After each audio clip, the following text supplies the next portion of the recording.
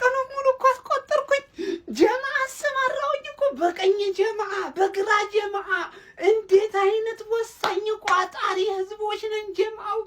አቤት አቤት አቤት አቤት ምን አይነት ቋጣሪ ነን ጀማው። በጠዋት ቀስቅሼ እኮ ነው ያሰማራሁት እናንተ። ይውላችሁ ማታ ላይ በላይቭ ደገምኩት፣ እረፍት ላይ ደገፍ አደረግኩት። ፋይናሊ 90 ደቂቃው 0-0 ጀማው። እንኳን ደስ አላችሁ። ሼር ኮፒ ሊንክ አድርጉት ጀማው። አካውንቴ ተመቷል። አካውንቴ ውስጥ ሳይቀር ገብታችሁ ለዛሬ ላሰማራሁት ቋጠሮ ማለት ነው በከባዱ ኮፒ ሊንክ እፈልጋለሁ ጀማው። በደንብ ማለት ነው። ይሄ ከድል በላይ ነው። ይውላችሁ አርሰናል ከሚያገኘው 3 ነጥብ ያልተናነሰ ጀማው። ወሽመጡን የቆረጠልኝ ሲቲ ወሽመጡን ቆረጥ። ምድረ ቋጣሪ የተርፌ ደጋፊ ራሱ እየቋጠረ ነበረ ለሲቲ ጀማው። ኧረ በሌላ ቪዲዮ ልምጣ። ግዴላችሁ ሰላም ወረዳን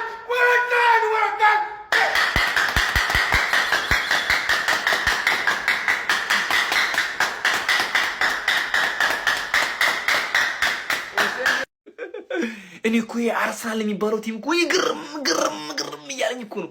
ጭራሽ ሳይጫወት ነጥብ መውሰድ ደግሞ ጀመረ።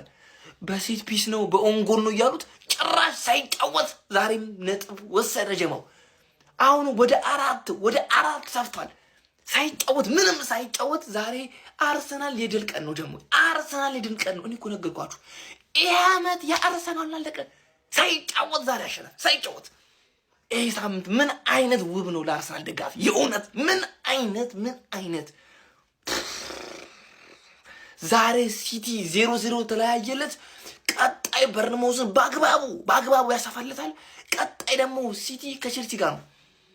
እረ አርሰናል ምን አይነት የውድድር ዓመት እያሳለፋችሁ። የሚገርም በቃ ይገባችኋል። ደጋፊ ጀምር ይለፋ ሀቀኛ ደጋፊ ነው። ይህ ዓመት የአርሰናል ነው ደግሞ ኮንግራ የእውነት አሁንስ ምንድነው ተስፋችን? በመላው ዓለም ያላችሁ ሰዎች ቪዛ በእንትን ፕሮሰስ ጀምሩልኝ ፕሊዝ። እኔ በውስጥ ለውስጥ ከመምጣት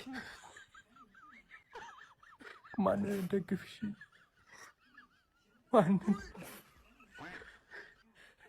መድፈኛው ኢንቨስት ያረከው ገንዘብ ተመለሰልህ ወይ? የሪስቴት ባለሀብት አረገህ ወይ? አባቴ 0-0 ማን ዛሬ 4 አቻ 2 ጎል 3 ጨዋታ 0-0 ማን። ሰንደርላንድ በሜዳው አልተሸነፈም። እኔ አቻ ሶጣ ከሰንደርላንድ ጋር ሜንታሊቲ ምናምን ማን ሲቲ ማሸነፍ ሲያቅተው ሰንደርላንድ አሁን እርግጠኛ ነኝ ሰንደርላንድን ታደንቃላችሁ። ላታደንቁም ትችላላችሁ። የኔ ጊዜ ለምን አላደነከውም? ስለሚችል ነው ሰንደርላንድ። ለዛ ነው ኢንቨስት ያደረግንበት። ኒውካስትልንም ኢንቨስት አድርገን ነበረ። ላስት ዲፊቲሽ ማን እኛ በሜዳው አሸነፍ ነው። ግልጽ ብልጫ እኮ አለ፣ ግልጽ ብልጫ አለ። ማን ቸልሲን ታሸንፊያለሽ ወይ? ይሄን ንገሪኝ። እኔ ሰንደርላንድ እንደማታሸንፊ ነበር እርግጠኛ ነኝ። ቸልሲን ታሸንፊያለሽ ወይ? ልጅ ስለሆነ ማን እሱም ሊከብድሽ ይችላል። 0-0 4 ከዛ በኋላ ደግሞ ወደ 7 ይመለሳል። ቸልሲ ከለጠፈሽ ማለት ካልለጠፈሽም ሌላ ቡድን ይለጥፍሻል። አባቴ እንዳለ እኔ ጠላቶቼን አዌ ገጥም ያለው ካላንቺ ውጪ ማለት ኢቲሃር ላይ ለቅመም ነው መጥቼ መለጥፍሽ። ለቅመም አትከላከይም፣ እዛማ አትከላከይም። ፔፕ አይችልም እንደዛ ማድረግ። ስለዚህ ትለጠፊያለሽ። ልትለጠፊ ነው ኢቲሃር ላይ ዝም ብዬ ለቅመም ማለት ከዛ በፊት ነው በ10 ነጥብ በልጥሽ። ጃንዋሪ አንቺ ወር አይሆንም። ከሞኒ ገነርስ ከፍተኛ የቋጠሮ ጥሪ ለመላው የአርሰናል ደጋፊ። የተኛ ካለ ቀስቅሱ። 45 ደቂቃ ብቻ ነው የቀረችን። ቤተሰብ ሰንደርላንድ የልጅነቴ እንዴት ነው የምታስደስቱት! ደስ ትላላችሁ። ማግባቱላ ትችሉ ነበር እኮ ማሸነፍ ትችሉ ነበር። የዳኛው ነገር ጋይስ አላማረኝም። ቋጠሮ ይበርታ ይጠንክር። ዛሬ መፈንዳት ያለበት ነገር ሁላ ሊፈነዳ ይችላል። ቋጠሮ የአርሰናል ደጋፊ ፎከስ። ሰንደርላንድ የልጅነታችን ሰንደርላንድ አባቴ ቢሻው ባላለው ጌታዬ ና ግንባርን ምንድነው የተካሄደው? ቢስሚላህ ትችላላችሁ። እናመሰግናለን። ዣካ የኔ አባት ዣካ ወንድም ጥላ ዣካ አመሰግናለሁ። ይመች በቃ አቻ ሆኗል። በስንት ነጥብ ማለት ነው? በ4 ነጥብ እየመራን ነው ማለት ነው። ይመቸን። አንድ መሸነፍና አንዳቸው ወጥተን ነው የሚበልጡን። ይመቸን። እንደተጠበቀው ማንቸስተር ሲቲ ነጥቡን ጣለው። ያራዳ ልጆች አሁን አርሰናል ከሲቲ በ4 ነጥቦች ነው እየመራ የሚገኘው ማለት ነው። ኦማር አልዴሬቴ ምን አይነት ተከላካይ ነው? አንተ ግንብ የሆነ ተከላካይ ብቻውን 16 ነበር ለማንቸስተር ሲቲ ተጫዋቾች ፈተና የሆነ ተከላካይ ነው ማለት ነው።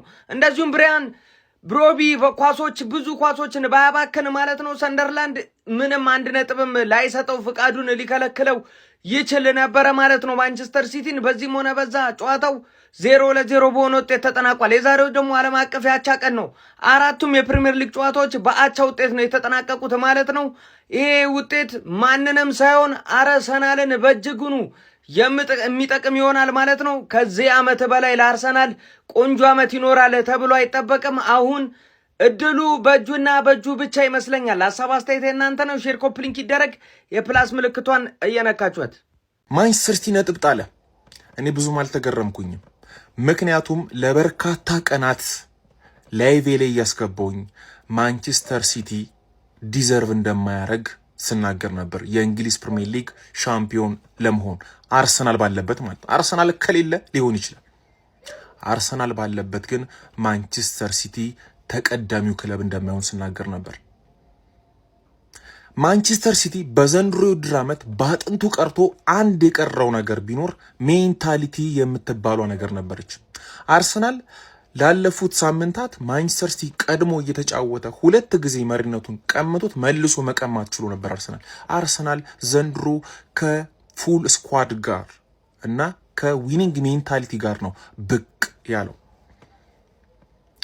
አርሰናል ቀድሞ ተጫውቶ ሲቲ ላይ ያሳረፈበትን ፕሬሸር ጫና እንኳን ማንቸስተር ሲቲ መቋቋም አቅቶት ያ ሜንታሊቲ የምንለው ነገር እንኳን ገደል ገብቷል ማለት ነው።